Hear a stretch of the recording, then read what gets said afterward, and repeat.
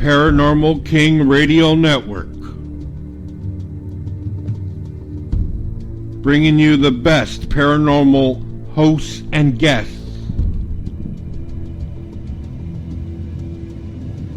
Bringing you the best paranormal shows and features.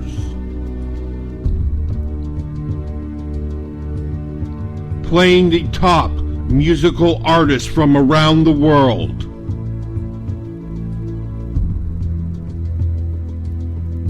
Paranormal King Radio Network.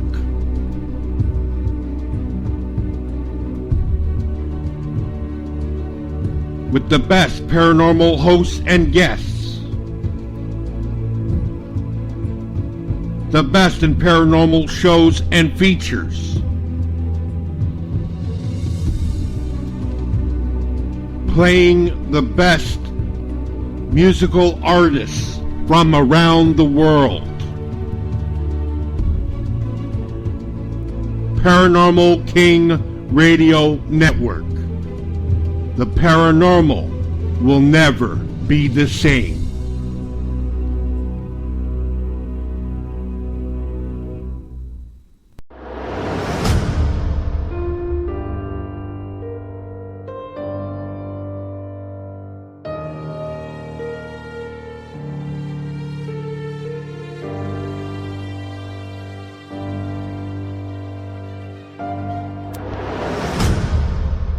There are things in this world of the paranormal that we do not understand, but we try to explain it through methods of science, magic, religion, and historical accounts. What we present to you now is Haunted Salem's Beyond the Grave, where the dead educate the living.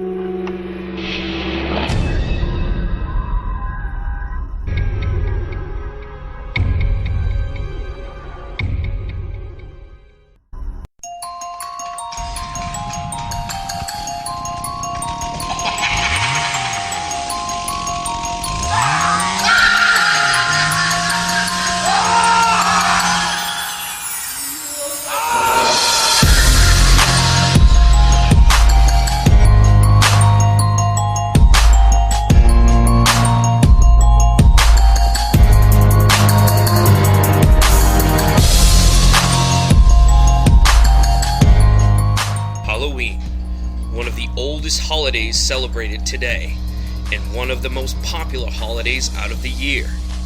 While millions of people celebrate Halloween without knowing its origins and myths, the history and facts of Halloween alone makes one morbidly curious of its mysteries. Join us here on Beyond the Grave Radio. You will learn all about Halloween and how it all began.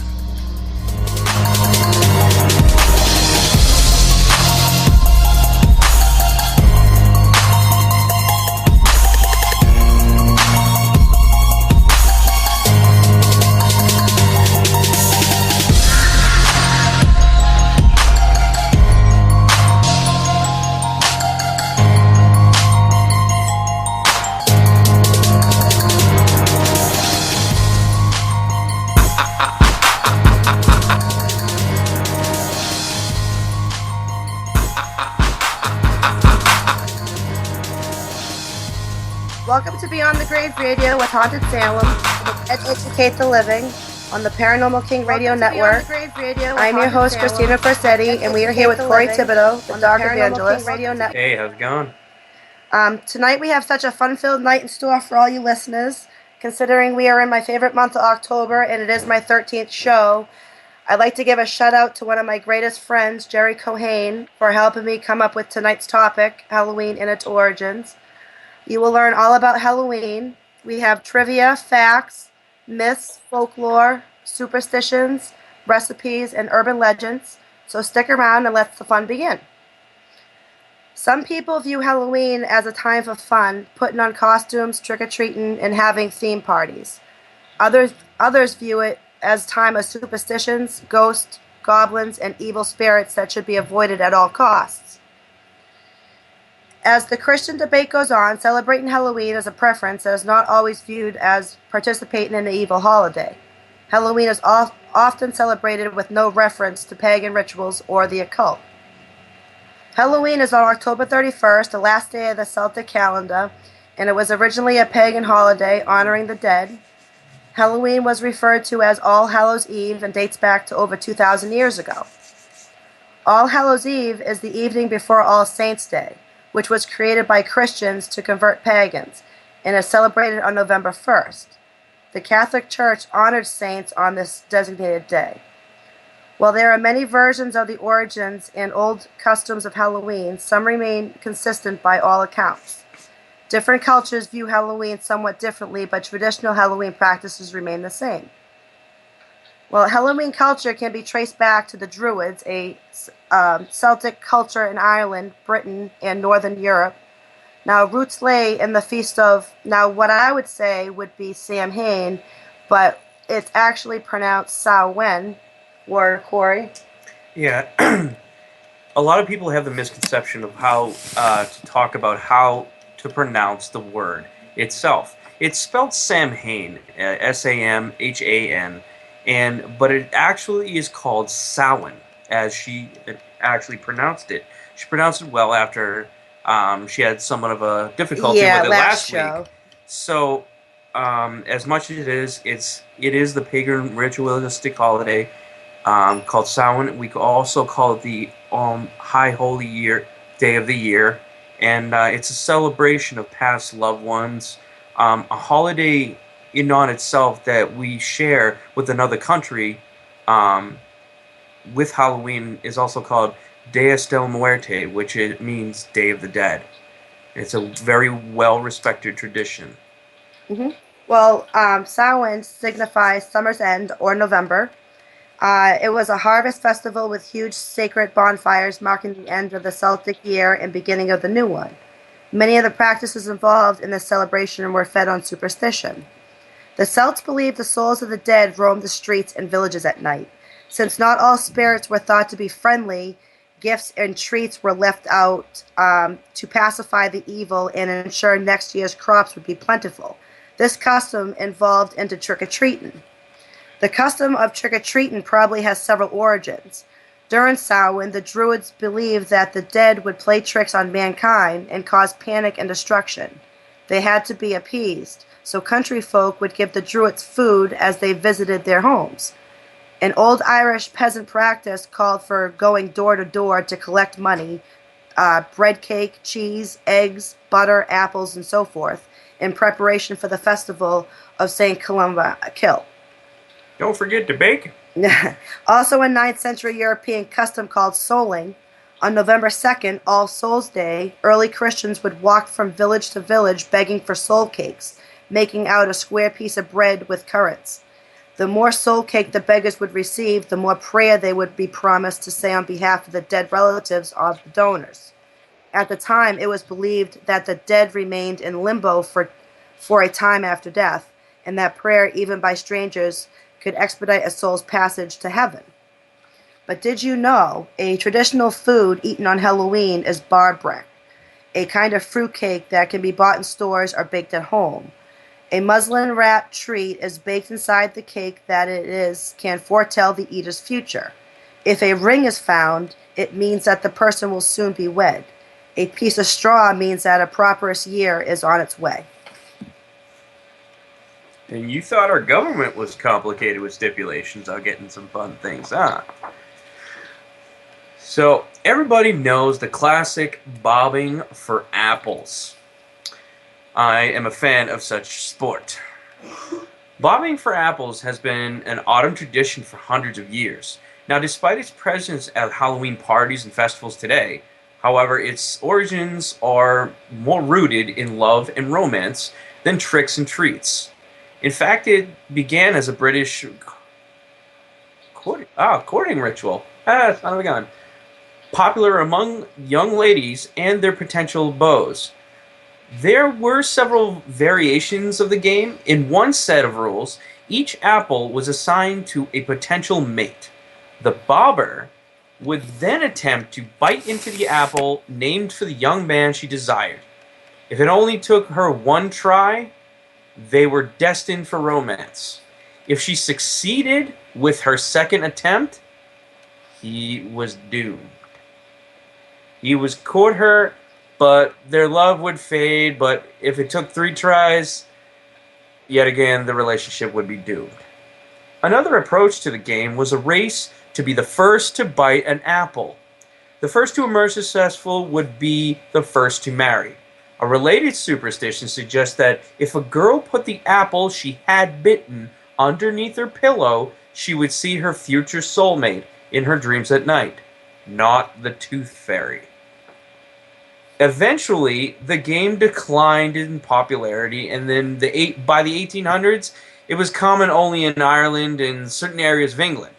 But at the end of the century, though, Americans exploring their immigrant roots decided to bring back this Celtic fall tradition as a game for both children and adults at Halloween parties. Now, today, some parents may keep their kids away from the tub of apples, like for fear of spreading germs. But bobbing for apples is a comparatively safe tradition when compared to another old apple-centric Halloween pastime.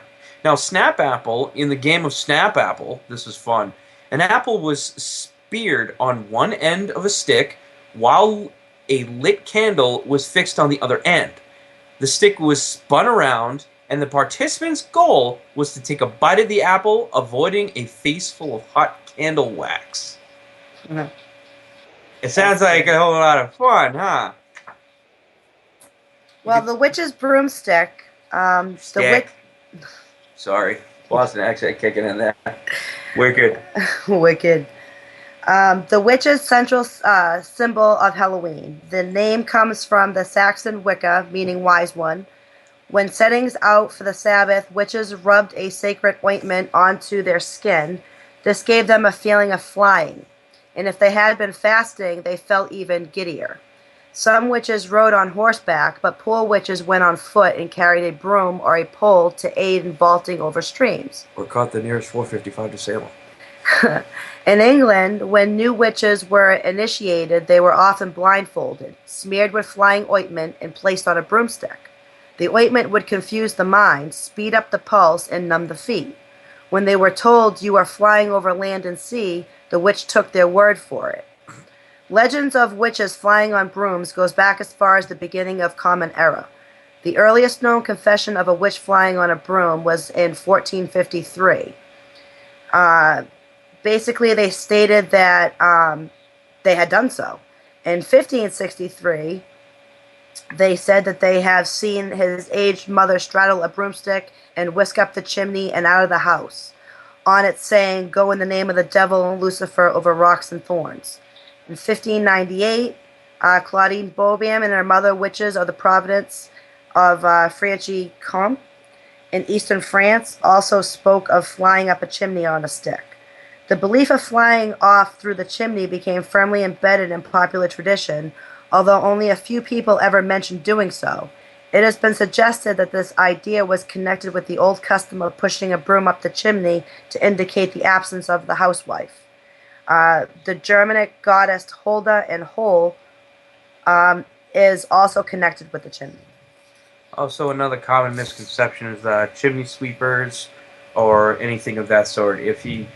The flying up the chimney was very popular among a lot of folklore tales about all kinds of different things. I mean, take for instance Santa Claus, how he flies up the chimney on a starlit night. You know what I mean? Yeah. It's more like along the fact that flying up a chimney is like, I guess, the thing of excitement, I guess. I mean, look at Harry Potter, flue powder. Oh, yeah.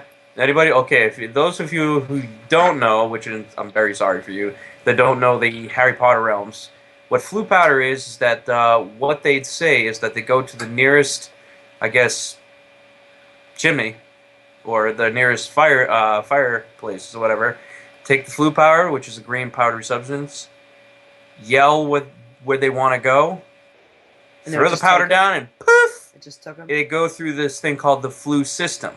There is a system, a magical system that puts them wherever they want to go. You have to enunciate. Look how he said, instead of saying Diagon Alley, he said Diagonally. It sounds like something I caught last week. So anyways, let's moving on. Oh boy. Jack-o'-lanterns. Jack Chop. Okay, I'm giving. If any of those seen, please YouTube Jack Chop. You'll get a good fun laugh out of it. Parental advisory, just in case, but you still laugh your ass off. Come on. So, with further ado, jack-o'-lanterns. Now, the Irish brought the tradition of the jack-o'-lantern to America. Darn Irish. But the original jack-o'-lantern was not a pumpkin. The jack-o'-lantern legend goes back hundreds of years in Irish history. As the story goes, Stingy Jack was a miserable old drunk who liked to play tricks on everyone. Family, friends, his mom, even the devil himself. One day, he tricked the devil into climbing up an apple tree. Again with the apples. Once the devil climbed up the apple tree, Stingy Jack hurriedly placed crosses around the trunk of the tree. The devil was then unable to get down the tree. Stingy Jack made the devil promise him not to take his soul when he died. Once the devil promised not to take his soul, Stingy Jack removed the crosses and let the devil down.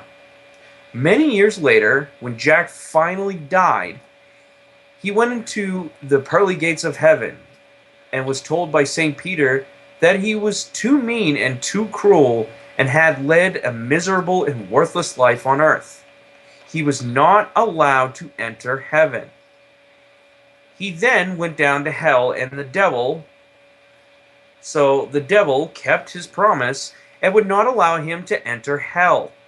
But Jack was scared and nowhere to go but to wander about forever in the darkness between heaven and hell, purgatory. He asked the devil how he could leave as there was no light. The devil tossed him an ember from the flames of hell to help him light his way. Jack placed the ember in a hollowed-out turnip, one of his favorite foods, which was he always carried around with him whenever he could steal one. For that day onward, Stingy Jack roamed the earth without a resting place, lighting his way as he went with his jack-o'-lantern. On All Hallows Eve, the Irish hollowed out turnips, rutabagas, gourds, potatoes, and beets, and they placed all light in them to ward off evil spirits and keep Stingy Jack away. These were the original jack-o'-lanterns in the 1800s, a couple of waves of Irish. While talking about jack-o'-lanterns, this is the history of pumpkin carving. Without a doubt, the most recognizable symbol of Halloween is a pumpkin carved into a jack-o'-lantern. To understand the origins of how pumpkin carving began and what it really means, we must first take a look at the holiday itself. How long has Halloween been around? Has there always been pumpkin carved? Well, here are the answers. For most of the general population, it is known as Halloween and is a night for dressing up, telling ghost stories, having spooky parties, trick-or-treating, and pumpkin carving. What most people don't know is that Halloween is actually based on an ancient Celtic holiday known as Samhain, which means summer's end. It was the end of the Celtic year, starting at sundown, obviously on October 31st, and going through to sundown November 1st. It was a night to honor loved ones that have passed on since the veil between their realm and ours, as it's the thinnest on that night. Celebrated for centuries by the Celts of old, witches, and many other natural-based religions, it is the most magical night of the year. It is the witches' new year and the last harvest. Although the religious significance... Come on, you can do it! Significant. Go ahead, Corey. What is it? What? Oh, significant. Thank you. It's one of those tongue twister words for me. Well, anyway, it is passed on for the general public. Halloween is the magical night for all. On this magical night, glowing jack-o'-lanterns carved from turnips or gourds were set on porches and in windows to welcome deceased loved ones, but also to act as protection against malevolent spirits. Burning lumps of coal were used inside as a source of light, later to be replaced by candles. When Europe settlers, particularly the Irish, arrived in America, they found the native pumpkin to be larger, easier to carve, and seemed the perfect choice for jack-o'-lanterns. Halloween didn't really catch on big in this country until the late 1800s and has been celebrated in so many ways ever since.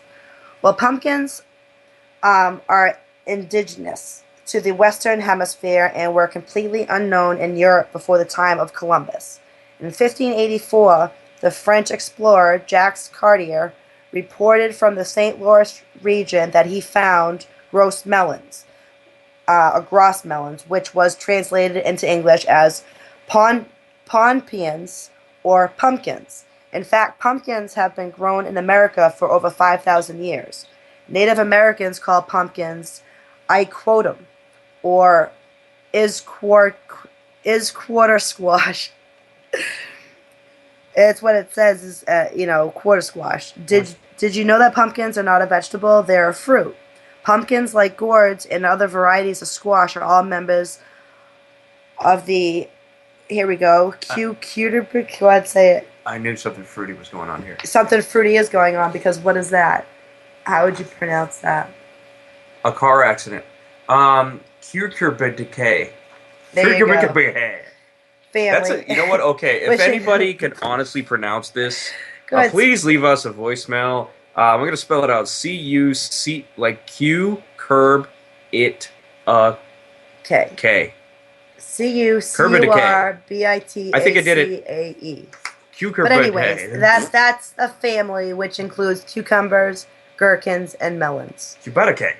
I'm gonna call it Cubitaceae. Well, did you know the Irish potato, 1845 to 1850, prompted over 700,000 people to immigrate to the Americas? These immigrants brought with them their traditions of Halloween and jack-o'-lanterns, but turnips were not readily available as back home. They found the American pumpkin to be more than an adequate replacement. Today, the carved pumpkin is perhaps the most famous icon of the holiday.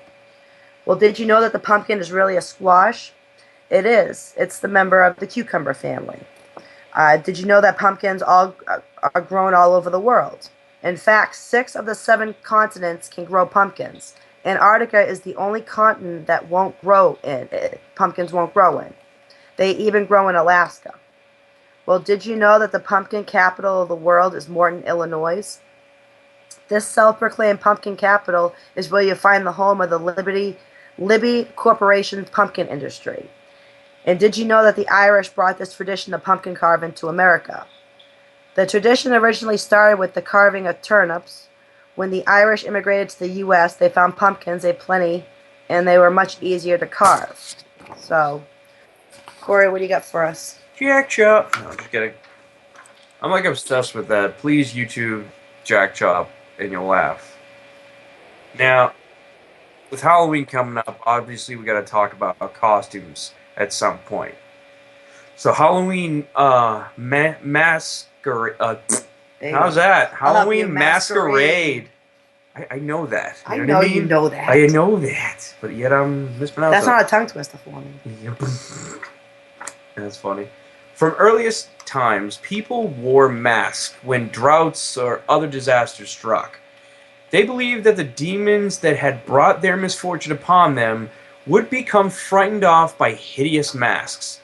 Even after the festival of Samhain had merged with Halloween, Europeans felt uneasy at this time of the year, so food was stored in preparation for the winter, and the house was snug and warm. The cold, envious ghosts were outside, and people who went out after dark often wore masks to keep from being recognized. Now, with the costumes, there's Halloween pranks and tricks. One of my biggest pastimes during Halloween. Halloween is not just only for treats, it's for tricks too.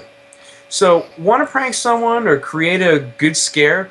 We got some good ideas that are sure to get a surprised reaction. Like, this will be good. Funny or not, it's important to focus on pranks that are not destructive to anyone's property or well-being. It's just not cool. So, here's some harmless fun. I'll tell you, a flaming bag of dog crap always works for me. So, dress up. Okay, first up, dress up as though you are the inanimate Halloween decor for your lawn. Now, see, my brother did this. It was really cool, and it works every time. Example, so a scarecrow, Frankenstein, etc. So be as still as you can. When someone walks up, like, jump out and scare the hell out of them. Like, another idea is to lay flat down on the lawn, pretending to be in a grave marked with a tombstone. Imagine their surprise when you rise from the dead. Like, jump right up, or if you're on a board, just sit up abruptly. So that's kind of cool. You get to lay down the whole time. Not much effort there. But get creative, jump out, scream, make a whole bunch of noise. Or, ding dong ditch. That's called. Ring the doorbell and say, canned goods or meat. Or, I'd answer the door laughing because I would just like, are you serious? Man, times are hard. Canned goods or meat. Or like yell, I want a cheese sandwich! Come on, where's your mac and cheese? With your mac and cheese. Or get dressed up, knock on a door. When a person answers, put candy into his bowl. So instead of taking candy, just when they open up with the candy bowl, put candy back in their bowl. See what that happens. They'll just look at you like really confused. Like, no, we're supposed to give it to you, not you give it back. You don't know where that candy's been. So, or you can visit a friend's house and write on the mirror with your finger, delivering a scary message such as, I'm watching you. Breathe on the mirror and you can see your words. Let it dry naturally, then your friend takes a shower. The words will appear again when the mirror fog goes up. That's actually kind of gross if you think about it. When you do that on a mirror and you spell that out and people see it in the mirror, just remember, water is like repellent to oil. And that actually is the oils of your own skin marking a glass surface. Yeah, correct. You can't see it. No. Especially on a mirror. I would recommend using lipstick and write TikTok you're dead or write something messed up. You can do it that way. Or soap. Use a bar of soap and just lightly make out all your letters. You won't see it. Use the bar soap. Use the clear bar soap, not the crappy white one because it'll leave a bunch of stuff. So you can give away fake plastic turds for treats. See? Fake dog crap. Because that's funny. Everybody gets a laugh out of that. Not the parents. Don't show your mother. Or you can dress up so you are unrecognizable. Join a group of trick-or-treaters, preferably some you know. It will drive them nuts not knowing who you are. Or you could decorate your yard with all things superstitious, like a ladder, black cat, broken mirror, crows. Put the number 13 on your door. Let's see how many people walk up there. That'll show you exactly who's superstitious in this state. Dress up in a hospital gown and walk around at night saying, they think I'm crazy, but I'm not. They deserve to die. They can't take me back. Or you just like freak out. Like totally freak out. So I don't suggest that one because of the walk around in a Johnny. You know, we have like Danvers State. We have a couple mental institutions. That's not exactly I love smart. Danvers State. Because yeah. I'm just infatuated with Danvers State. No, I'm sorry. listen to how I've been she there sound- so many no, times. I'm sorry. Listen to how you just said that. I love Danvers I do. State. I love that place. I'm just You upset. belong what in they that did state. to it. Or you can dress up, ring doorbell. When someone says answers, just say, pull my finger. Traditional ding dong ditch. Or traditional ring the doorbell and run like hell. Toilet paper your own yard and accuse someone else of doing it? No, because you could be the idiot who has to clean it up. It's like, screw it, I'll just clean it later. What if it rains? Yeah, that's true. That's a mess. You got a bunch of wet toilet paper. You look like you had an accident. Wait, accident, sorry. There's I think a Freudian slipped and fell on my ass.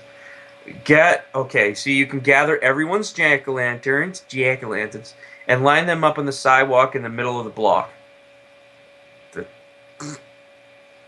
Everybody's like, what the hell? Have any college or pro football fans in the neighborhood that like to fly their team flag? Swap it out for a rival team flag and watch the fireworks. Jerk. Oh man, someone's getting messed up for that one. And you know what? I got one more for you. So, you know those colored dot stickers that can be used for various office purposes or like rummage sales, like in a little price tag you see it like a Salvation Army or something like that. Purchase the dots in 2 or 3 colors, preferably red, yellow, and blue. When it's dark outside, stick 1 dot on each of your neighbor's front doors. Put one on your own door so that you aren't a suspect. The next day, they will be interesting when neighbors try to figure out what the dots mean and why there are different colors. Those with red dots may get a bit paranoid and think it's some sort of a conspiracy. That's like really funny and messed up. That's a simple trick. Just be careful, and that's really funny and humorous. I mean, just run up and put a sticker on everybody's door.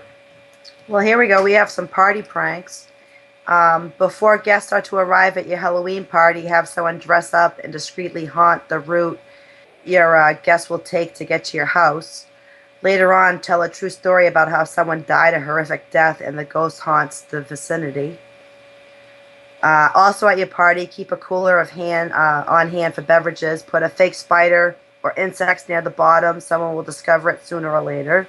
Get a rubber snake. It actually works really good. If you get a really good like rubber snake, the one that is very kind of like a whip or something like that, put it at the bottom. The rubber reacts to the cold water very well, and it feels almost kind of slimy. So it's like it gets that creepy look to it.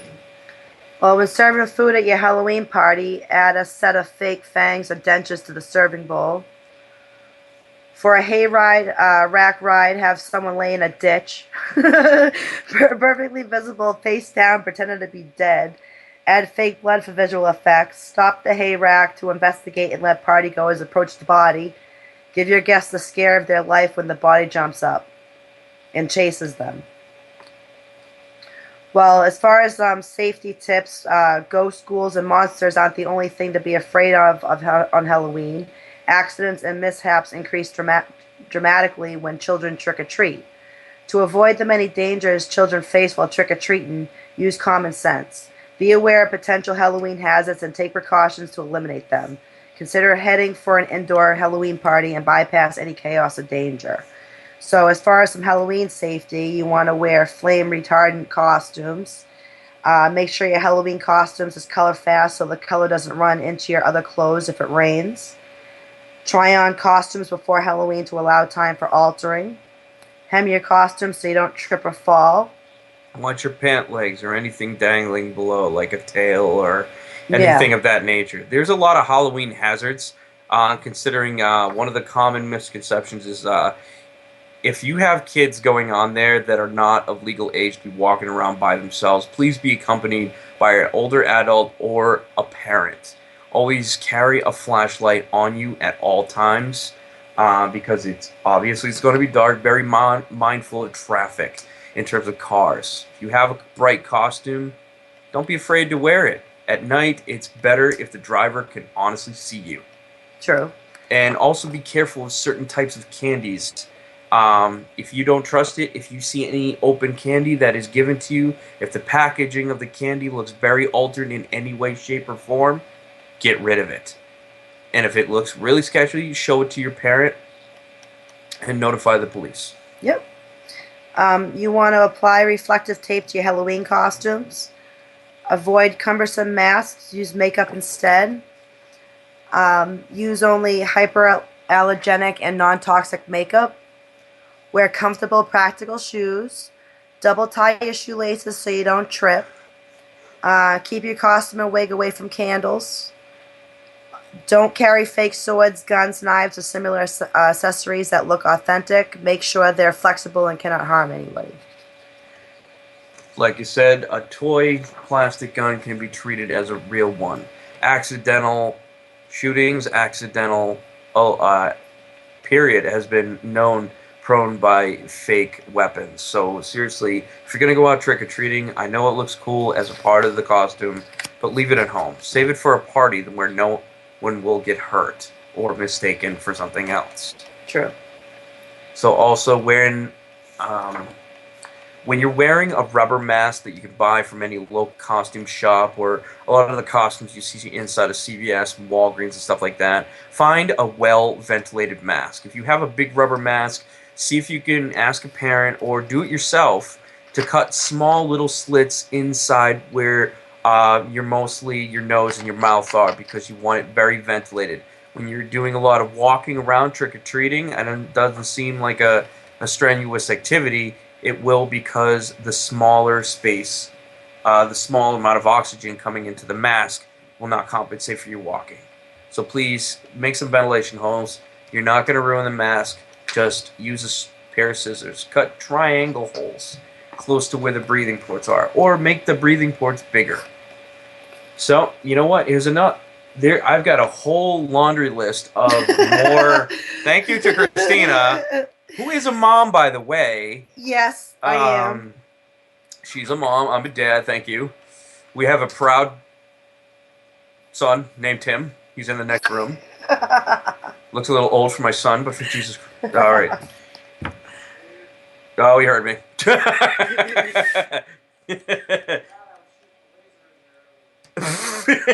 I saw a laser. I'm sorry. He's the best. I'm sorry. Giggles. So, I got, pretty much a laundry list of more trick-and-treating tips. Now, my first one is make sure you plan your route ahead of time. Make sure all your routes are planned out. Don't go spur of the moment, because you could end up lost. And that's never a good thing, even though it's your neighborhood. You can get lost. Or smaller siblings can. Trick or treat in familiar neighborhoods. Make sure you know the areas in which you're going in. The save points, make sure it's a well-lit area. Like I said before, carry a flashlight with fresh batteries after dark. And if you can, carry some extra one, just in case. And a laser. Take a long money for a phone call, or make sure you carry a well-charged cell phone. Make sure all communication. Everybody who has a phone, make sure you keep it fully charged. I know you can find a cheap, portable battery as well to plug it into, so that's a definite recommendation. Now, wear identification that's easy to read.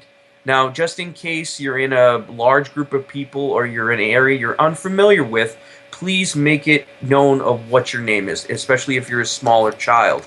Make sure they know who you are, just in case, and they get a head count of who is missing and who's not. Always trick or treat in groups, accompanied by an adult. Safety in numbers. That is a must. Safety in numbers. Never go by yourself. You think you're going to get more candy? No way. Just go right after the holidays. It's like 75% off. Come on. Ask your parents. It's probably cents on the dollar. You can probably get a ton of candy.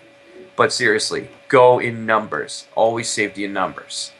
Now, also, follow a curfew and take a watch with a backlight, so that way you can see it. Anything like a wristwatch or the phone that you have.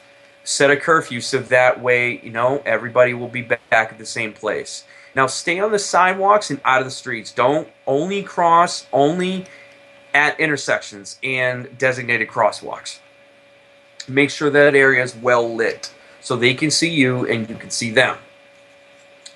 And I know you get excited about the Halloween holiday, but just walk. No running. There's no huge rush. And you can take your time and enjoy the holiday and see the costumes for what there is. Now, don't trample through flower beds or gardens. That's somebody's property. Don't do that. They work hard for that stuff all spring and summer. So, watch out for open flames and jack-o'-lanterns. Some people nowadays, they just use those electronic candles. Or, like a small little light that they put inside of there, like a Christmas light. But, old school people, we use the candle. So, watch out for open flames in terms of that. If you see anything like the pumpkin catch on fire by accident, or something goes wrong, please notify somebody. See, walk with your head up and be aware of your surroundings. Never walk with your head down. Sometimes it can be depressing, I get it. Only visit well-lit houses. Don't stop at dark houses. Now, the big thing about that is if you see a porch that's lit up and it looks inviting, most times, if the weather's really nice and it's not too bad, people will actually sit on their porch and actually wait for trick-or-treaters to come by. And sometimes they just wait inside. They have a bowl by the door. They wait and open the door. If you don't see that the porch is lit up and it's dark, don't go up the house. There's no reason. Don't enter any houses unless you know them. During the purpose of trick-or-treating, you're not supposed to go in the house at all. Period. So please try not to, unless it's a relative that is inviting you in. Other than that, do not recommend it. Always carry a spare Halloween bag in case yours breaks or you fill your original one. That would be epically awesome. Make sure you invite me and Christina. I would recommend using a pillowcase. Use a pillowcase that you don't care about. Like, it's okay, just like a ratty one that you just have kicking around. They're the best ones. You don't have to use a plastic bag. Some you can actually go to the store and they got this cool little handle you can hold. And it can hold a certain amount. But you know what? Recommend you go old school. Get a pillowcase. A backpack always works too. That way you can carry all of it. Don't approach any unfamiliar pets and animals. Be careful. Not all dogs and animals and cats are friendly. So don't cut across any yards and stay out of backyards. Those are, like I said, those are somebody else's property. You get in trouble. You see, also follow traffic signals and don't jaywalk. Well, you can walk across the street, but always look both ways. Make sure the traffic is stopped before you... It's pretty much common sense when it comes to that. Always watch for cars backing up or turning. Just because you can see them, they can't always see you. So just make sure they're aware. So review the stop, drop, and roll procedure in case your home catches on fire. In case you catch on fire. The stop, drop, and roll is if you catch on fire, drop to the ground, try to lay yourself out as thin as a board, and roll from left to right like a steamroller. And repeat that process until the flames have gone out. Never accept rides from strangers. Respect other people's property and their property. And be polite and say, thank you. Don't eat any candy until it's inspected for tampering under bright lights. Like I said before, avoid any candy that is loose wrappings, is unwrapped, puncture holes, or is homemade. I don't recommend it. Small children should not be allowed hard candy. They can choke on it. All candy is chokeable. Don't follow that. Report any suspicious or criminal activity to an adult or the police. And consider having a party instead of trick-or-treating. It's a safe way. And there are programs that run that. Alright, well, let's talk about some superstitions, omens, and myths. What is a superstition? Superstitions is any belief that is inconsistent with the known laws of science or with what is considered true or rational. Especially such a belief in omens is supernatural and so forth. Halloween is traditionally the time when common superstitions, folklore, myths, and omens carry more weight to those who believe. Superstition origins go back thousands of years ago. Beliefs include good luck charms, amulets, bad luck, fortunes, cures, portents, omens, and predictions, fortunes, and spells. Well, the bad far outweigh the good, especially around Halloween when myths run rampant. When it comes right down to it, many people still believe that omens can predict our destiny and misfortune, particularly for the worst. Well, black cats have long been believed to be a supernatural omen since the witch hunts of the Middle Ages, when cats were thought to be connected to evil. Since then, it is considered bad luck if black cats cross your path. Broken mirrors, an ancient myth our ancestors believed was that the image in a mirror is our actual soul. A broken mirror represented the soul being astray from our body. To break the spell of misfortune, you must wait 7 hours, one for each year of bad luck, before picking up the broken pieces and burying them outside in the moonlight. Ladders. In the day before the gallows, criminals were hung from the top rung of a ladder, and their spirits were believed to linger underneath. Common folklore has it to be bad luck to walk beneath an open ladder and pass it through the triangle of evil ghosts and spirits. Owls. If an owl looks in your window, or if you're seeing one in the daylight, bad luck and death will bestow you. Salt. At one time, salt was a rare commodity and thought that had magical powers. It was unfortunate to spill salt and said to foretell family disarray and death. To ward off bad luck, throw a pinch over your shoulder and all will be well. Sparrows are thought to carry the souls of the dead, and it is believed to bring bad luck if you kill one. The fear of the number 13 is still common today and avoided in many different ways.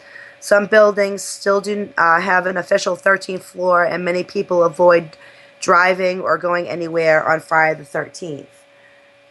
Now, we're actually going to take a break right now. And we will come back to the show in a minute.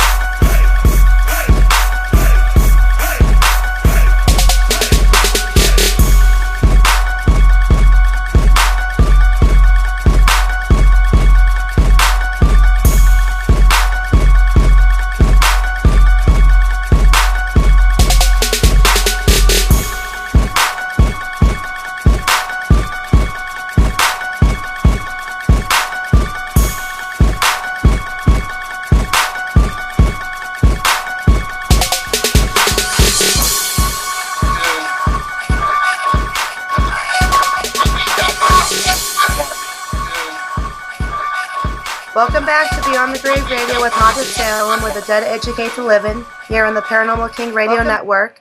In case you're just joining us, I'm your host, Christina Corsetti, and we are here with the Doc Evangelist, Corey Thibodeau. We are discussing Halloween's and its origins. Now, got a couple of good luck superstitions for you. Now, these are a couple of different items that you can actually carry, wish for good luck. I mean, for anything, going to a Red Sox game or any kind of Boston sport for good luck. Now, the first one up is some horseshoes. It's one of the biggest symbols for good luck possible. To bring good luck, the horseshoe must be lost by a horse and be found by you with the open end facing your way. You must hang it over the door with the open end up so the good fortune doesn't spill out. Now, another origin of the lucky horseshoe is the belief that they ward off witches.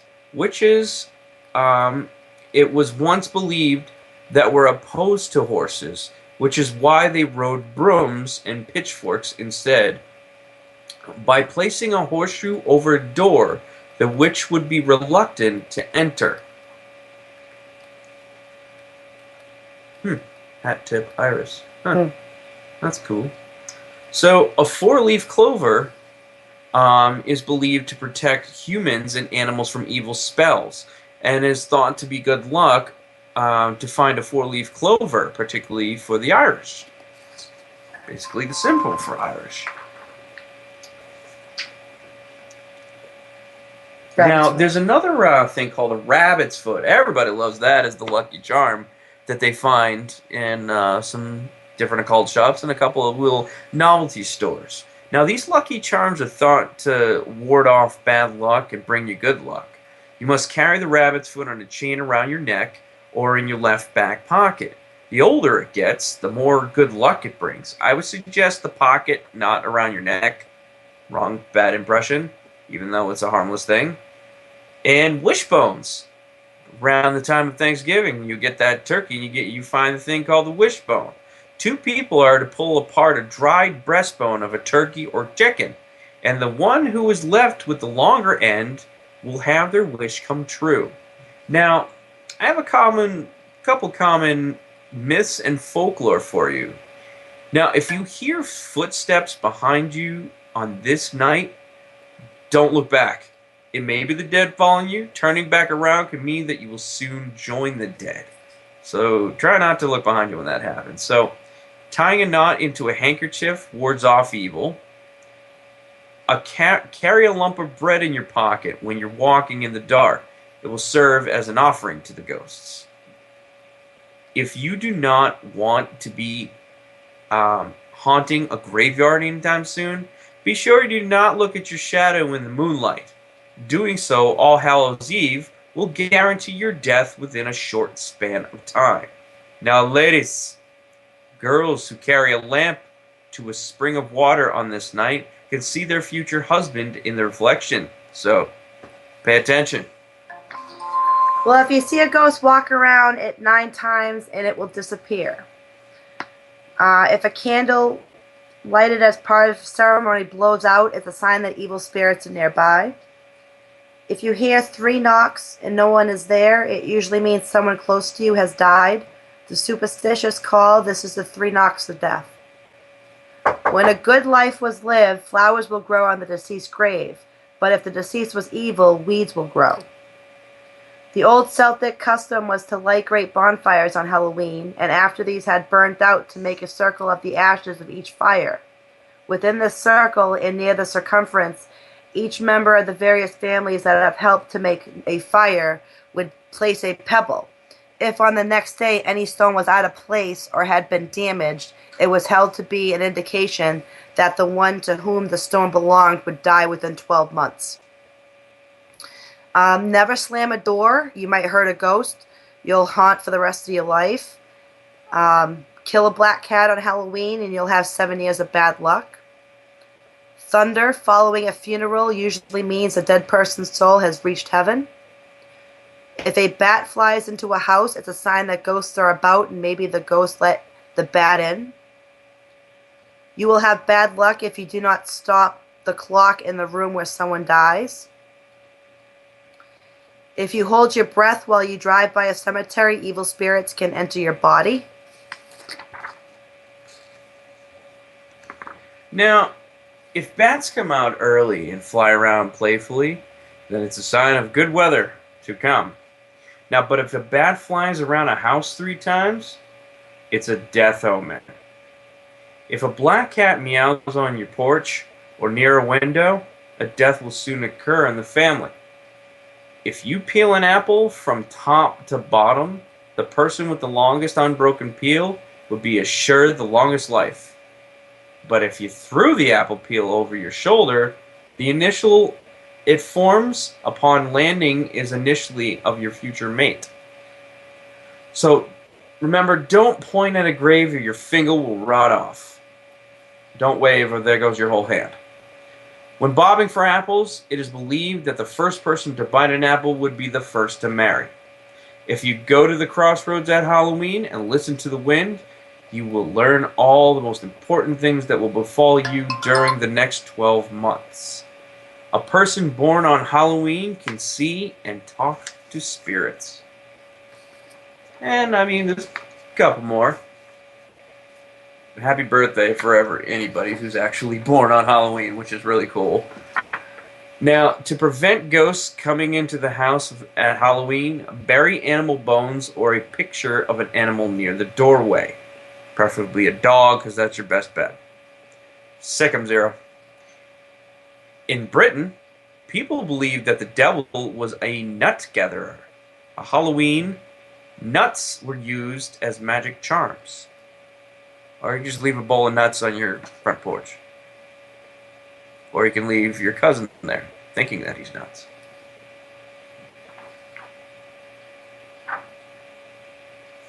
What? What? Well, nothing. Just kind of like waiting for you to start talking. Many people used to believe that owls swoop down to eat the souls of the dying. If they heard an owl hooting, they would become frightened. A common remedy was thought to be turning your pockets inside out, and you would be safe. Some believe if you catch a snail on Halloween night and walk it into a flat dish, in the morning you'll see the first letter of your sweetheart written in the snail's slime. It is believed in several districts of Britain that it is lucky to see an empty hearse coming towards you, but unlucky if you turn around to watch it go by.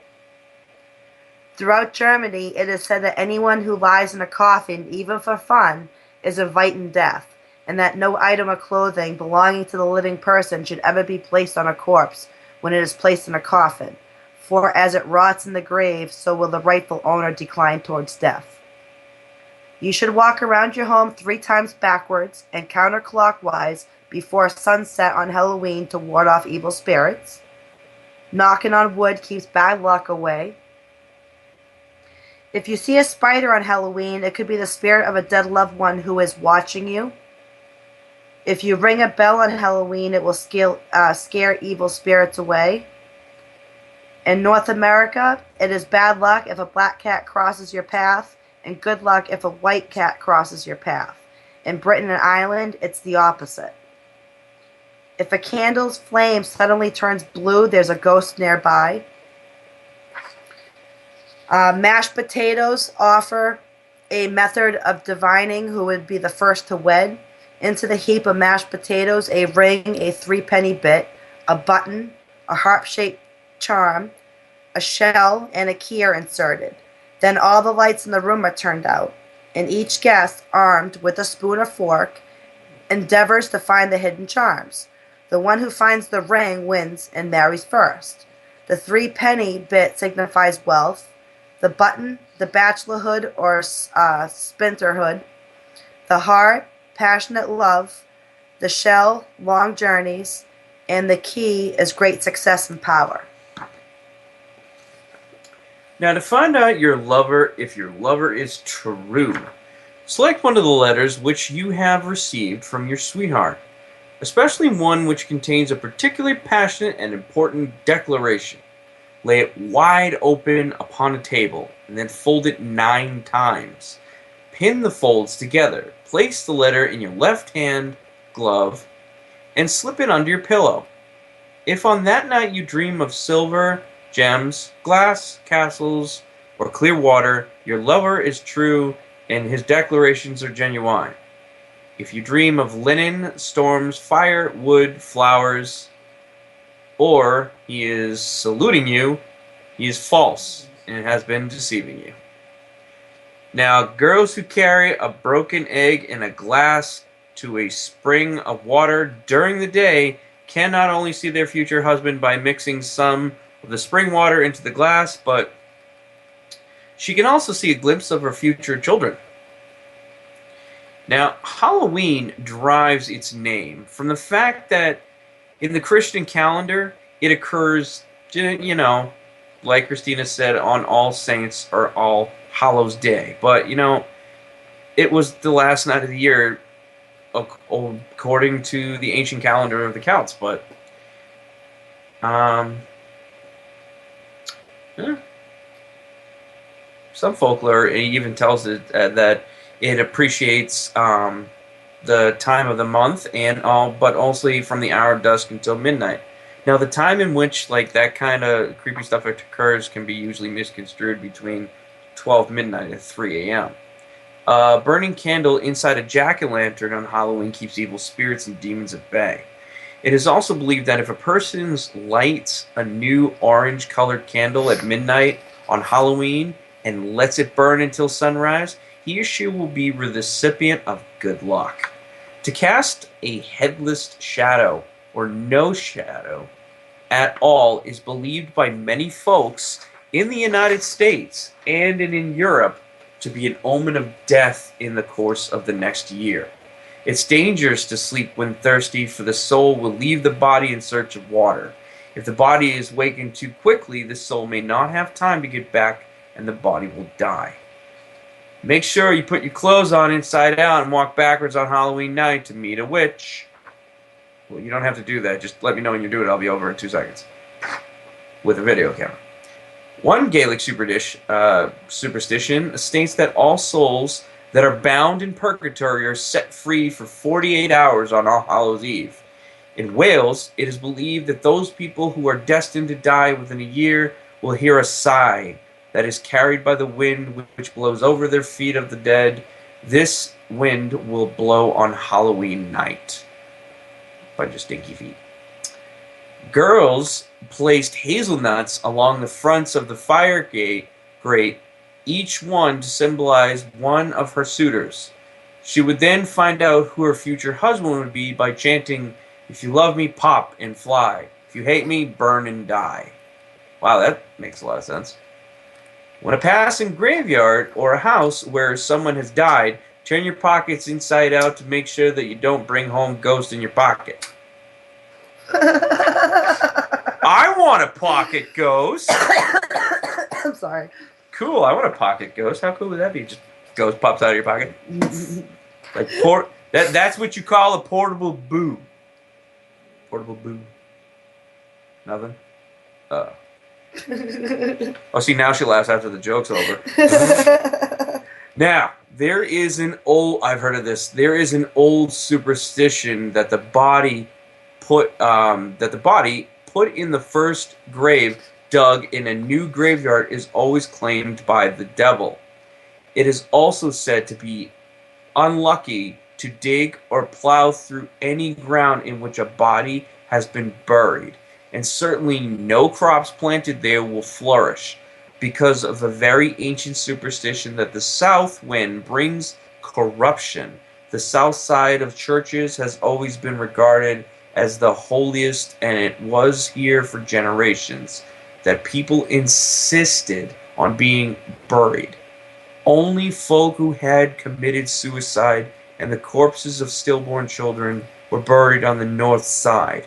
Graves should, of course, always be dug running east to west, so that the corpse may lie with his feet to the east and his head to the west, and thereby be ready to rise when the call comes from the east on the day of judgment. That's pretty interesting how they It is pretty depicts that. interesting, actually. As we got some pumpkin fun facts for you. Pumpkins originated in Central America. The name pumpkin originated from peapon, the Greek word for large melon. Pumpkins contain potassium and vitamin A. They're a fruit and also edible. Pumpkin seeds can be roasted as a snack, which I love. Pumpkins are used to make soups, pies, and breads, and can be used to feed animals. 80% of the pumpkin supply in the United States is available in October. The largest pumpkin pie ever made was over 5 feet in diameter and weighed over 350 pounds. It used 80 pounds of cooked pumpkin, 36 pounds of sugar, 12 dozen eggs, and took 6 hours to bake. In early colonial times, pumpkins were used as an ingredient for the crust of pies, not the filling. Pumpkins were once recommended for removing freckles and curing snake bites. The largest official pumpkin ever grown weighed over 340 pounds. The largest unofficial pumpkin ever grown weighed is 1,458 pounds, but was not awarded due to damage. The Connecticut field variety and the traditional American pumpkin, they're 90% water. 80% of the pumpkin supply in the United States, obviously, like I said, was in October. Let's see here. Native Americans call pumpkins. Oh, here, that was the word of the day. Remember that in the beginning? Isoquotum or Isoquota squash. Native Americans use pumpkin seeds for food and medicine. So that was Now, I got facts. a little bit of trivia and some fun facts for you. Because of the unknown, Halloween is one of the most captivating holidays often celebrated by both adults and children. So the element of surprise makes it fun and unpredictable. So enlighten yourself with some Halloween trivia and fun facts to enjoy the holiday even more. So here's a couple for you.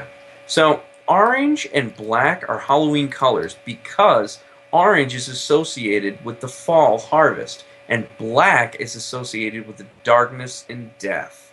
Jack-o'-lanterns originated in Ireland, where people placed candles and hollowed out turnips to make away spirits and ghosts on Samhain holiday. Sound familiar? Pumpkins also come in white, blue, and green, great for unique monster carvings, which is really cool. Halloween was actually brought to North America by immigrants from Europe who would celebrate the harvest around a bonfire, share ghost stories, sing, dance, and tell fortunes. Tootsie Rolls were the first wrapped penny candy in America. Very classic.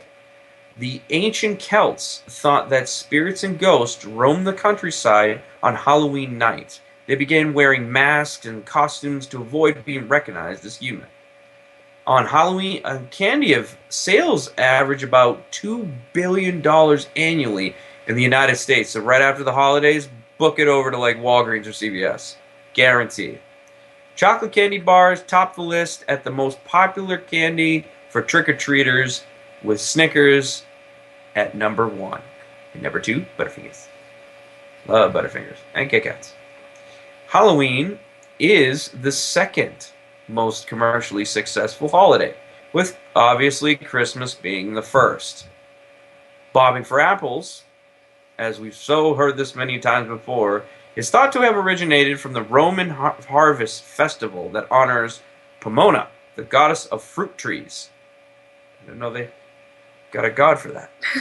They have a god for everything. It's like, all right, hey, there's an app for that. Back in the day, like 300 BC. Oh, there's a god for that. Yep. Well, maybe that's where they got the idea. Black cats were once believed to be the witches' familiars who protected their powers.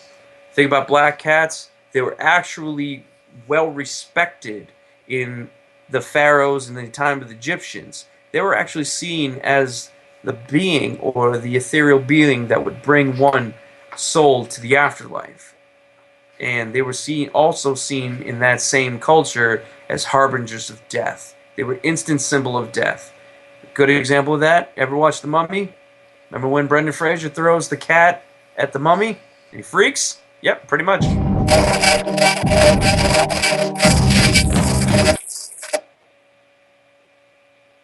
So, lastly, the fear of Halloween, believe it or not, is called Samhainophobia. Or Samhainophobia. So people are afraid of Halloween. Now, I got a couple of monster trivia and folklore for you. Now, signs of a werewolf are a unibrow, palms, tattoos, and a long middle finger. That's a sign. Haha, we're all werewolves. We all got tattoos. Neat. Vampires are mythical beings who defy death by sucking the blood of humans. In 1962, the Count Dracula Society was founded by Dr. Donald A. Reed.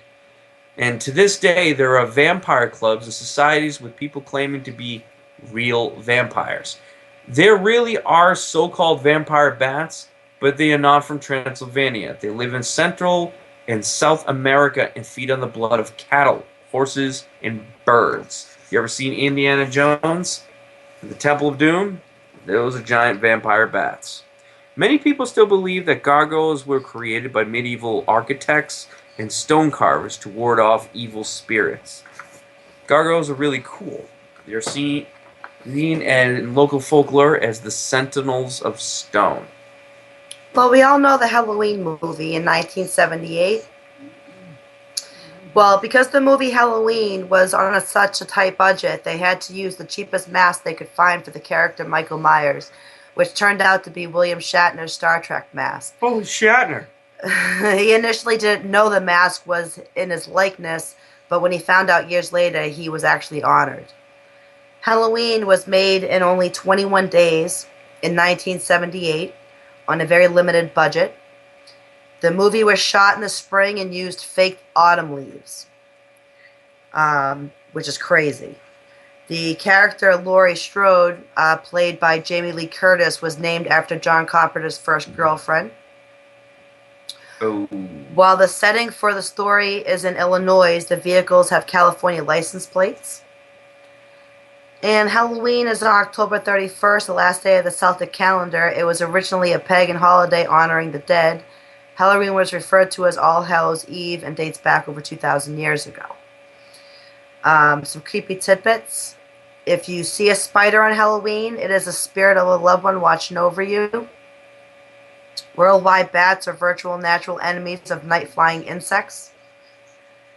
The common light brown bat of North America has the longest lifespan for the mammal its size, with a lifespan averaging 32 years.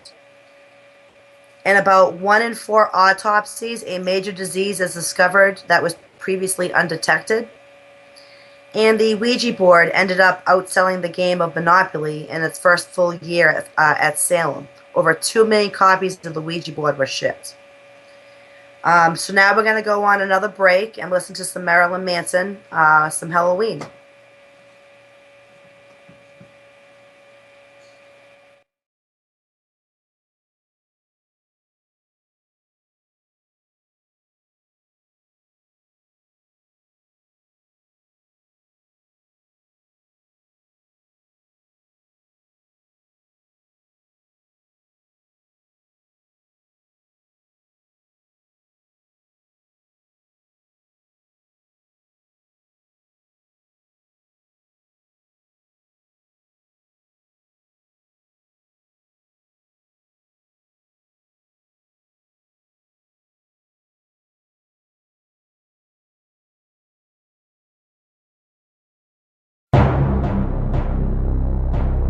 Paranormal Radio Network.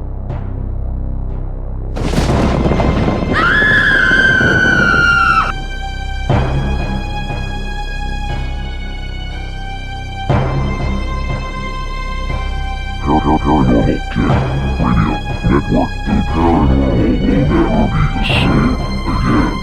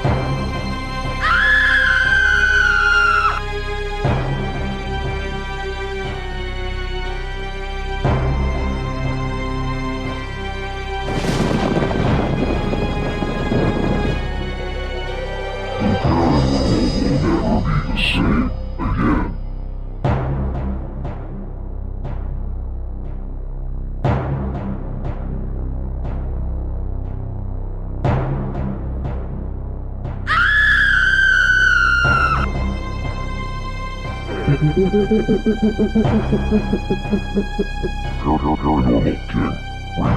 The paranormal will never be the same again.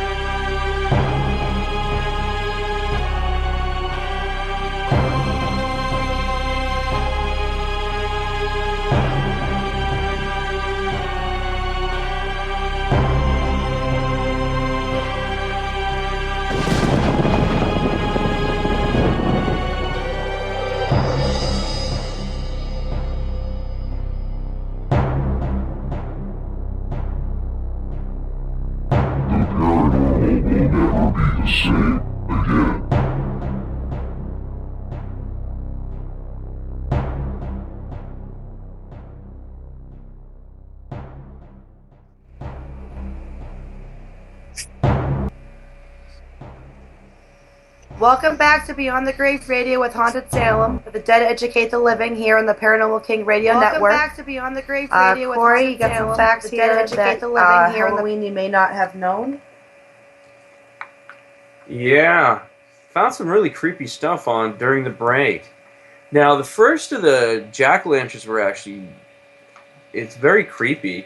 A lot of these different ones are just ones I've been going around. So, mostly the word, here's a good one.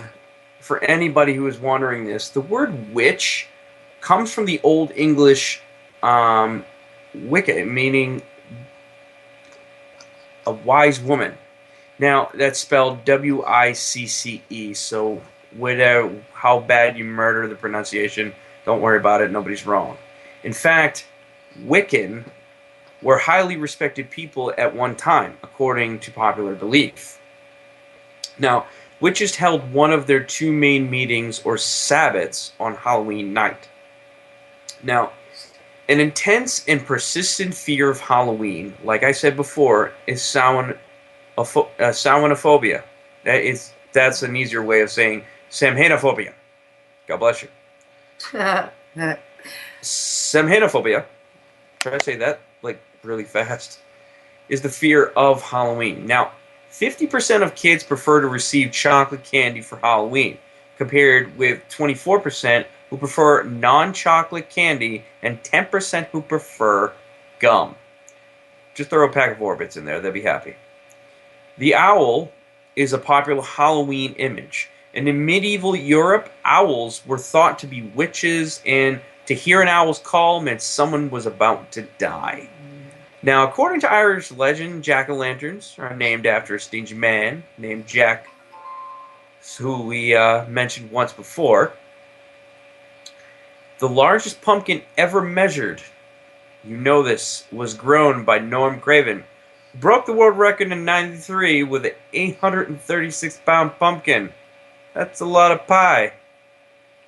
Stephen Clark, who holds the record for the world's fastest pumpkin carving time, in 24.03 seconds, smashing his previous record of 54.72 seconds.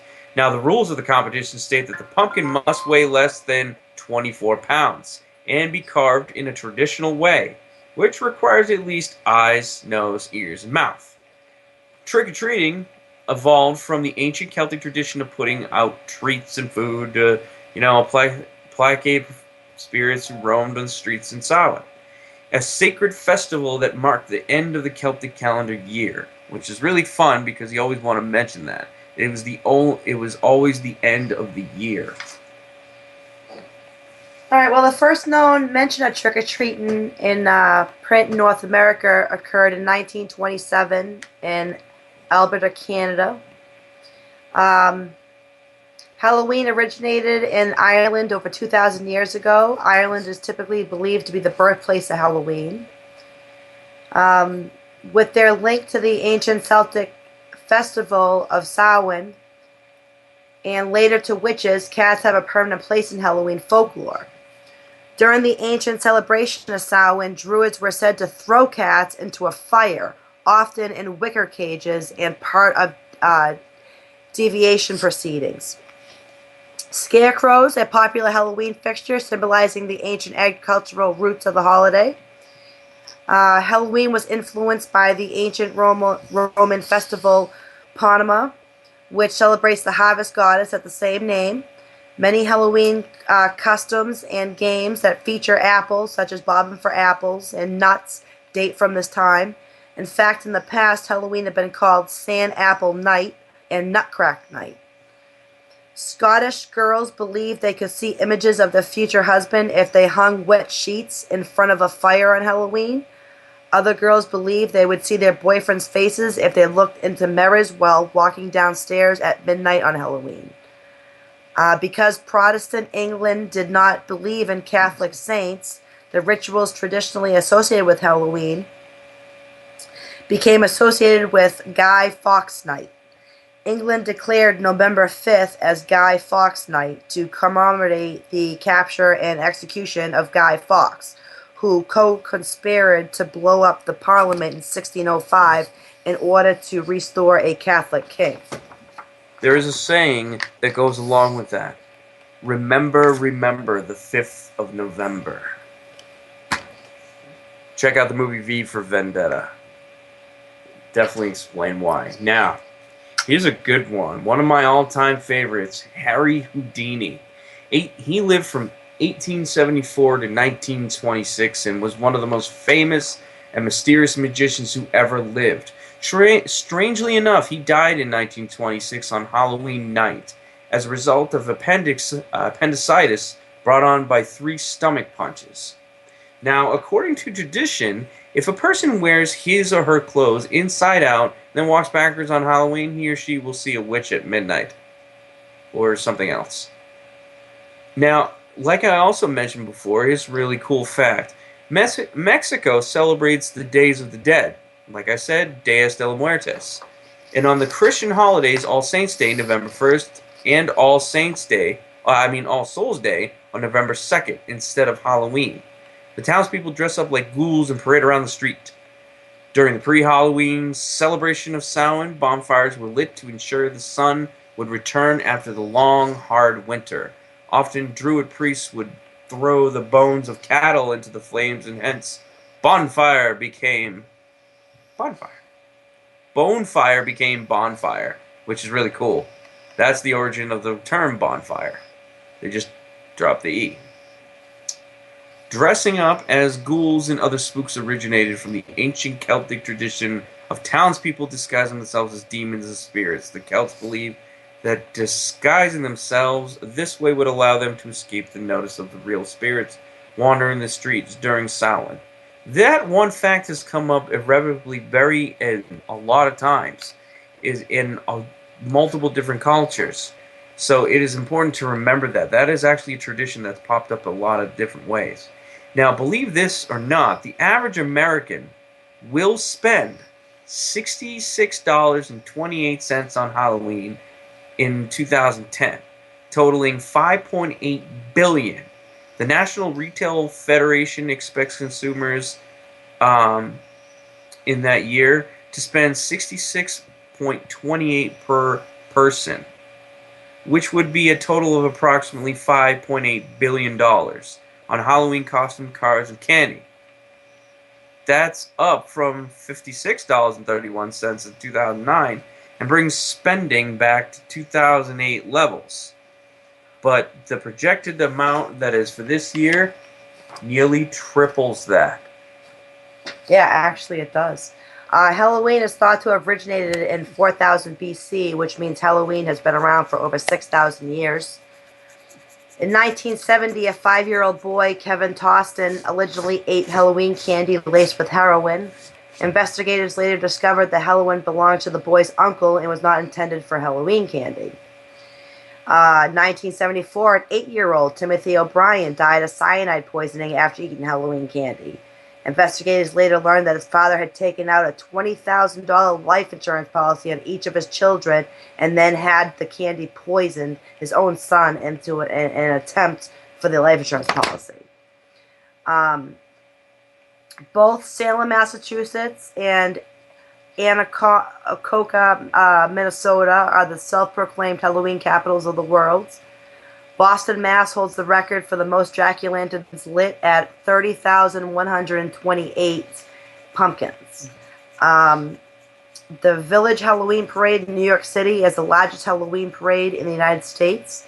It includes 50,000 participants and draws over 2 million specters.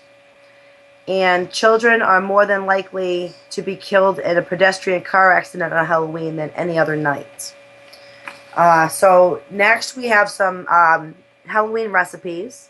Corey, what do you got for us? A lot of tasty treats. Let me tell you, some baked pumpkin squares recipe. I'll give you a good one for that. I've done these myself. I usually do it every year, so hit me up if you want a few. So if you're wasting a wonderful resource, if you have to carve your pumpkin into a jack-o'-lantern and then throw out the rest. Most people buy pumpkins only for its, decorating ability and don't think twice about the nutritional value it has. Since pumpkins are a variety of squash, there are many recipes available for pumpkins bake up a delicious dish of your favorite harvest meal. You'll appreciate not only the fresh baked aroma of pumpkin, but the tasty addition to your meal. So find the freshest pumpkin you can from a genuine pumpkin patch or farmer's market, and whip up a side dish with a simple baked pumpkin recipe. So what you do is you cut the pumpkin into a serving size squares and arranged on a cookie sheet and bake at about 350 degrees until they're tender and lightly browned.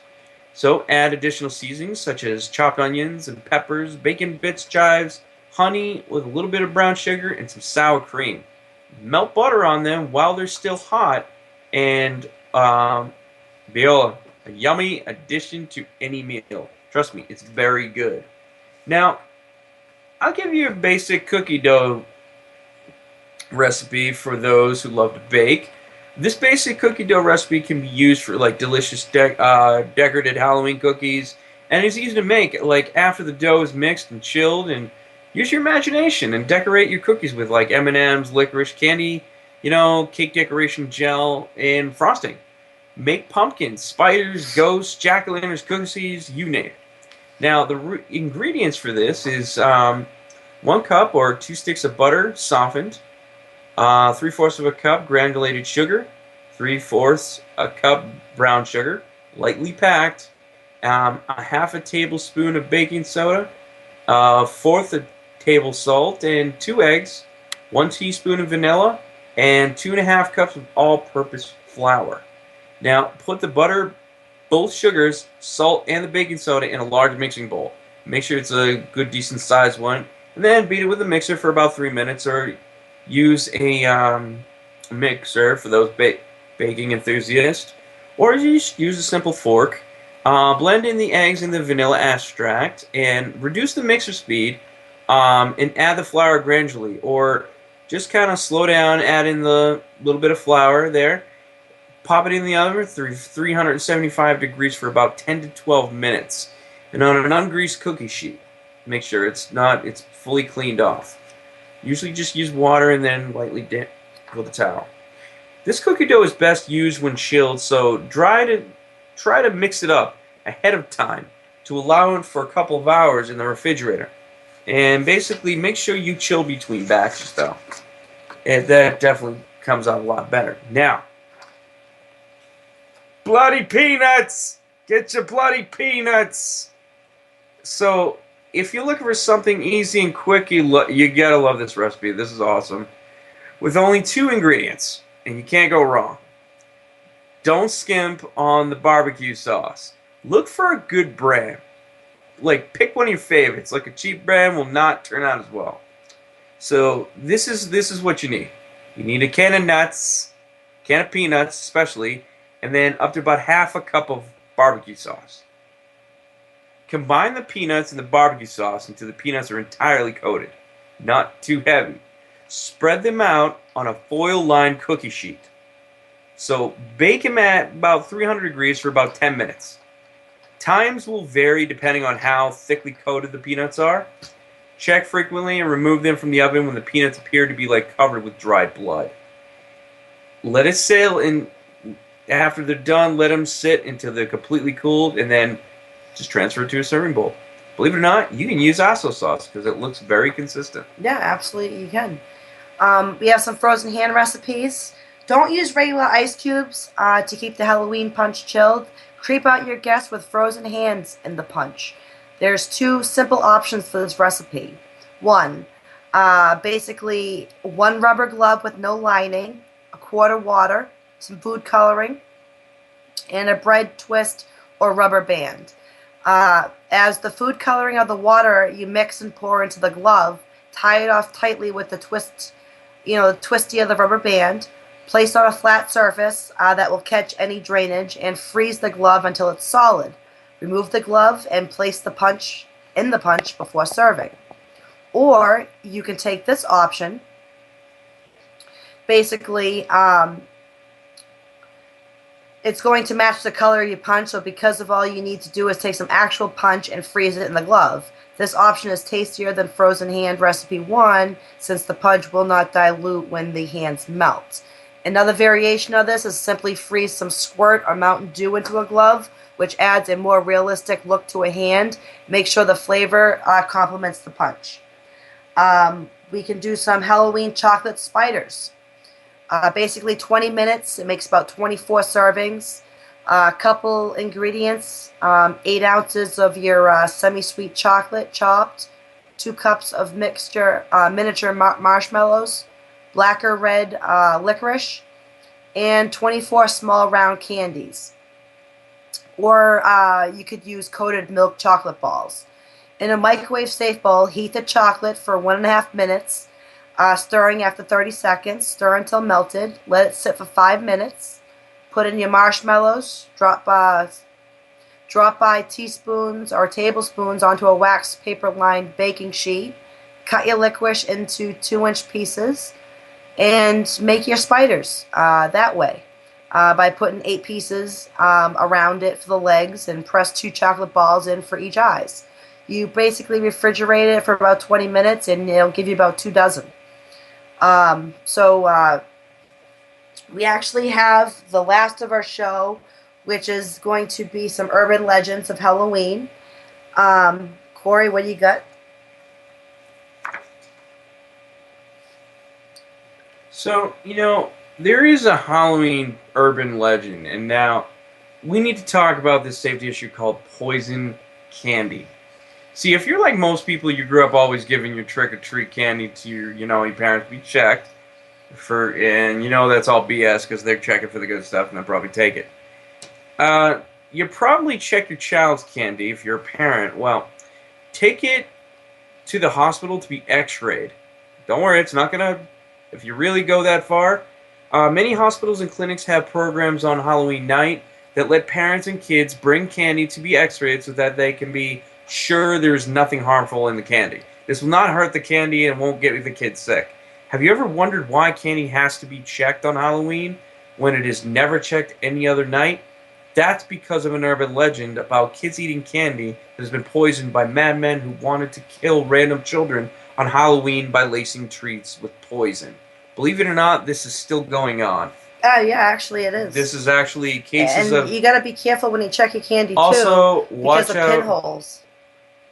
Very Um, small pinholes. yeah. Also, watch out for shoving of razor blades Yep. inside different other candies. Razor blades are actually, believe it or not, thin enough to be slipped into a package of a candy without being even noticed. Yep. Other cases, somebody's actually gotten sick enough to actually cut the razors um, into small metal strips and then be shoved into a part of the candy that doesn't seem sketchy. Most use clear glue to reseal the packaging. So, this urban legend is based on several cases where children were actually injured by poison candy. But in each case, the children were deliberately poisoned by someone close to them who tried to make the poisoning seem random. The most famous case is the case of Timothy O'Brien, an 8-year-old boy who was killed by his stepfather on Halloween in 1974. The stepfather put cyanide in pixie sticks that he gave to Timothy, his own daughter, and several other children, but none of the other children ate that candy. So Timothy was the target by the stepfather, poisoned the other pixie sticks to make the poisoning seem random. Even though Timothy's case was the most widely publicized murder of the children on Halloween by poisoning, there have been other cases throughout the years. So by the time Timothy was murdered in 1974, the legend of the poison candy was already a part of Halloween lore. So there are documented cases of children dying from candy laced with heroin, cocaine, arsenic, and other drugs that go back to the early 1950s when the trick-or-treating was just becoming popular. So I usually live on a good-sized floor of a building. All we're saying is just be careful. The next urban legend we have is called the 13th floor. Have you ever wondered why there is no 13th floor in most buildings? Well, the urban legend comes from an old haunted house somewhere in Pennsylvania. People were invited to the house on Halloween and they were asked to sign waivers to protect the owner from anything that might happen to them. The guests would then try to get to the 13th floor through a bunch of long hallways and staircases. Each floor would try to scare the guests more and more from reaching the next floor up. Those who left in fear of reaching the 13th floor were lucky, because anyone who ever reached the 13th floor has never come out of the house to tell their story. Creepy! Another urban legend we have is called Very Realistic Halloween Show. Is it real? It's an urban legend, Halloween urban legend, that someone who works in a haunted house or haunted Halloween show actually dies as part of the show, and that people are parading past the real dead body all night long thinking it's part of the show. Like several other fairly gruesome Halloween urban legends, this one's actually true. Over the years, there have been several cases where young men who were supposed to hang themselves in a haunted house or a haunted show actually managed to hang themselves for real. The circumstances of each case was very different. Some of the men were brought to the gallows and hung the way the prisoners were hung in the past. Others were supposed to be acting as a body that had been hung in a haunted house. But in each case, the men were supposed to wear harnesses or protective gear that would prevent them from actually being injured. And in every case, the safest measure that had been put in place either failed or were never implemented, and the men would end up actually hanging themselves and dying. The guests at the haunted house and the shows were delighted at the realism of the show, not realizing that the men were actually dying in front of them. In another case in 2005, a woman in Delaware committed suicide by hanging herself from a utility pole at a busy intersection in her town. Well, the body was hanging about 15 feet above the street and was visible to all the cars that passed by as well as the pedestrians. Since it was just a few days before Halloween, people assumed the body hanging from the pole was just very realistic looking Halloween decoration. After a few days, it was discovered that the body wasn't a prop, and horrified townspeople called police to cut the body down and investigate the death. I actually heard of that. It's pretty creepy. There has been some cases of... there was an actual case of It's a Small World at Disney parks. No one can understand why, but there was a story that I actually recently discovered. that during that It's a Small World ride, it was a personal hand account from a person that was on the ride at the time. During the ride, they were getting through a small portion of it when all of a sudden all the lights came on. Staff came onto the stage and was escorting people off the different boats that were on. The person managed to get a snapshot just before it happened, and what they can see was a small infant boy that was hanging from the rafters. A real infant that was hung. So That's crazy. they still don't know how the cadaver got up there, and to this day, no one got an explanation from Disney or from any other people. Now, I'm a big fan of the Joker, and I know some of you are. But there is one particular clown statue that has both me and Christina kind of creeped out. It was on Halloween night, and a young couple were invited to their co-worker's Halloween party. So they hired a young teenager named Maria to babysit their 8-month-old baby. It was about 9:30 p.m. when the couple left the house. At around 10:30, the baby fell asleep. After Maria tucked the baby into sleep, she went to go lie down in the couple's bedroom to watch some TV because she had a plasma screen TV in their room. Nice. So once she started watching TV, she noticed a life-size clown statue in the corner. The statue was kind of creeping her out, so she got a sheet from the closet and covered it. She went to go lie down again, feeling probably relieved, so an hour later she fell asleep. A couple of minutes after she fell asleep, she heard a thump. She thought something just fell off a shelf in the closet, so she was so tired she just ignored it and went back to sleep. Then the phone rang downstairs. She went to go answer it, and all she heard was heavy breathing. She hung up thinking it was just a prank call from some of her friends. As she turned to go back upstairs, it rang again. This time she answered and said, You guys better knock it off." But after she said that, she heard a voice say, "I'm closer than you think," in a scratchy male voice. Does my voice sound scratchy? She was frightened and ran upstairs. After 10 minutes passed, there was another thump, but it was a little louder this time. Maria knew that it didn't come from the closet. Then the phone rang again. So she ran downstairs quickly. She answered it and said, "Please, just leave me alone." The unknown male voice said sarcastically, "Hey, I'm warning the police." So she ran upstairs and hid under the blankets.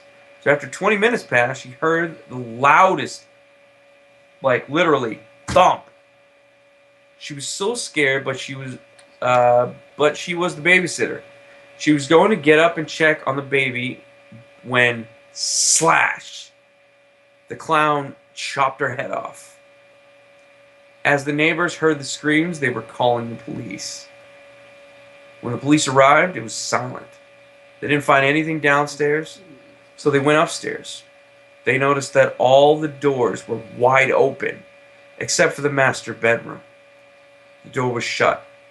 The police were astonished when they found a strangled baby and a headless girl crammed into the closet.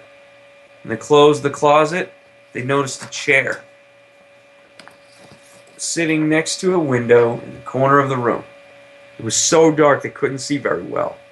They went over to turn on the lights and found Maria's head on the chair with a butcher knife next to it.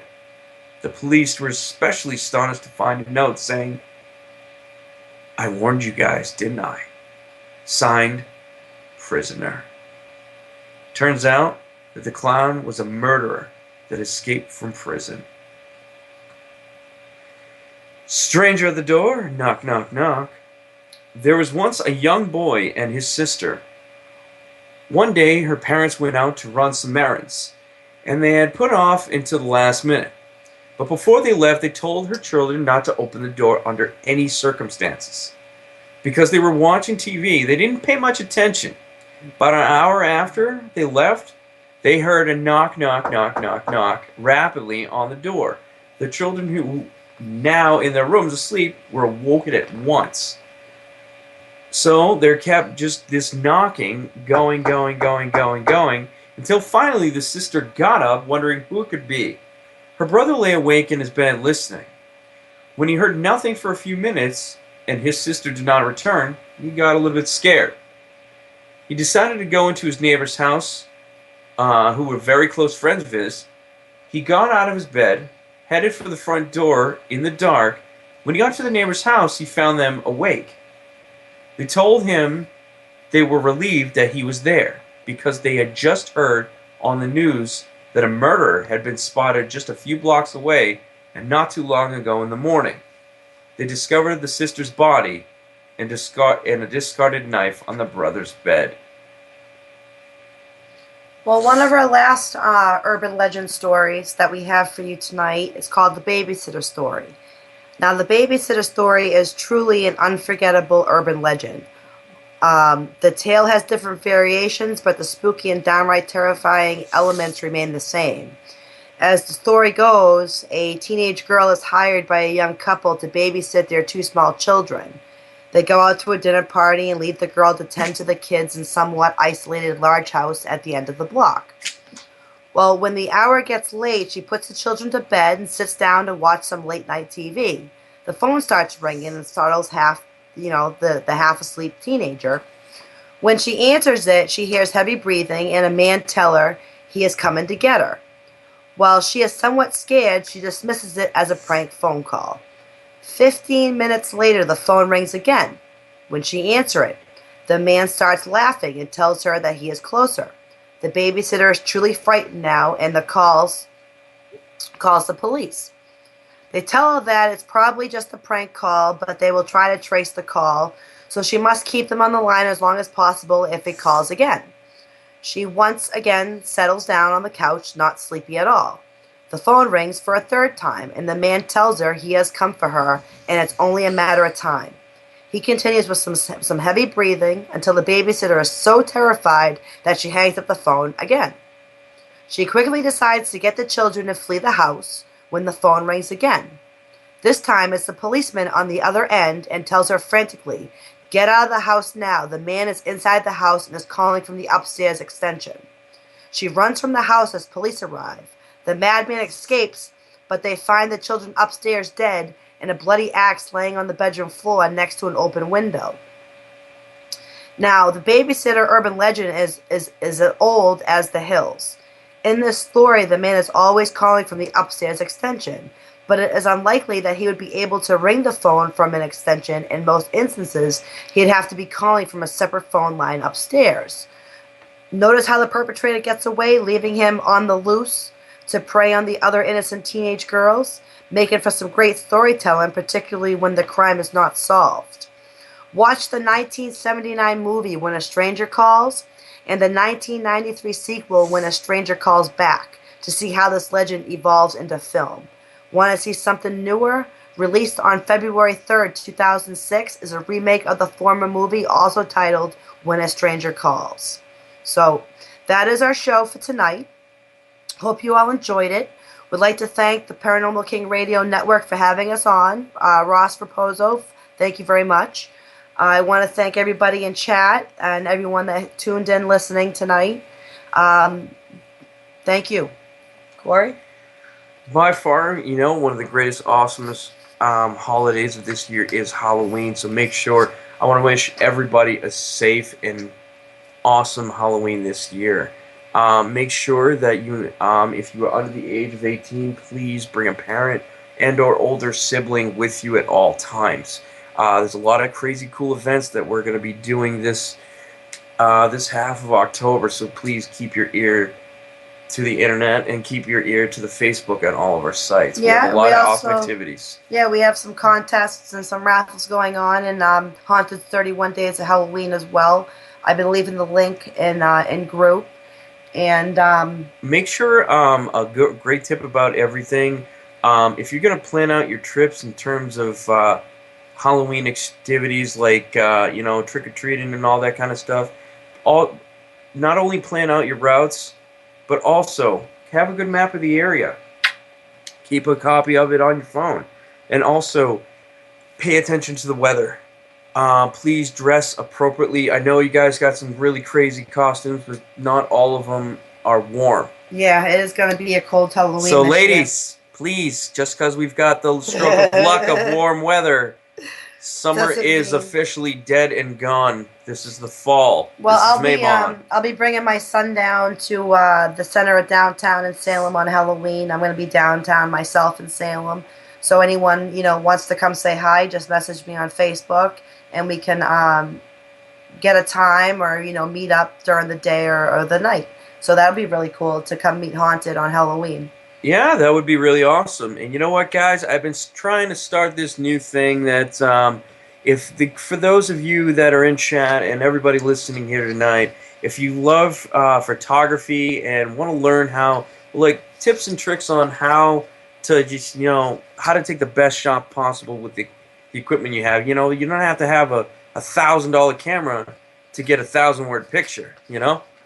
It's more about discussion on how photography works, and also for those of you Shutterbug veterans, it's a chance to meet and greet new people and explain and trade ideas on your skills. It's a way to benefit and meet and make contacts so you can have the best overall output for the cameras that you have. It's like, come on, how can you resist calling up a friend and say, hey, want to go on a shooting spree?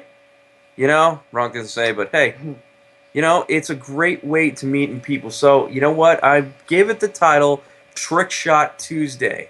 So if you're very well interested, please. I am currently the lead investigator of Haunted Salem's paranormal operations team called SPOT, Strategic Paranormal Operations Team. So I know my equipment pretty well. So if you're interested, definitely drop us a line.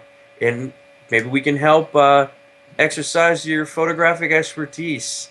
Yeah, and when you get some photographs, we have an excellent evidence reviewer, Stefan Temke. He does all my evidence review on the team, so he'd be very glad to check all your pictures out and see what we come up with. So. And also, I want to definitely give a great, big, giant shout out to Joshua Beaupre. Yes. He is our brand spanking new addition to the SPOT team.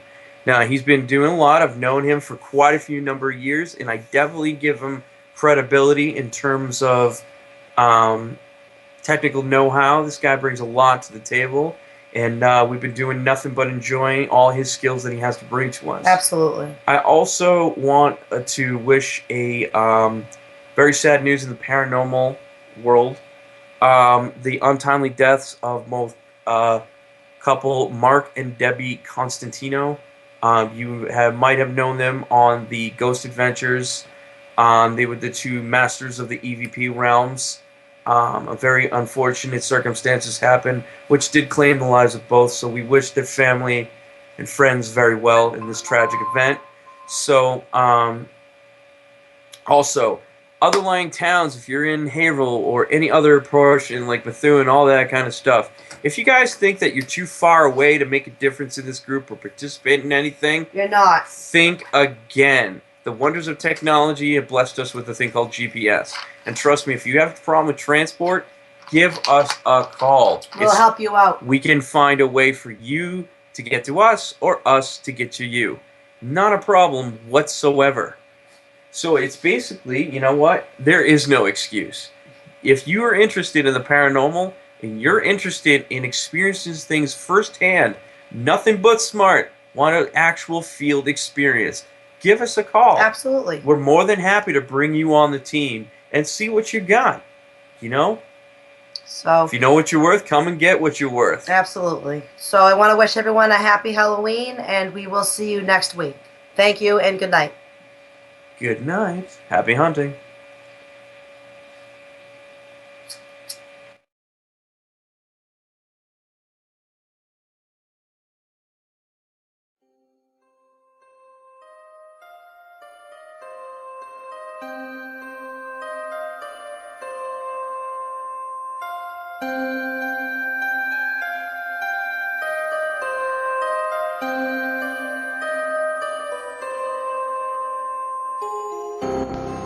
That ends this episode of Beyond the Grave Radio with Haunted Salem, where the dead educate the living. Thank you for listening to What the Dead Had to Say.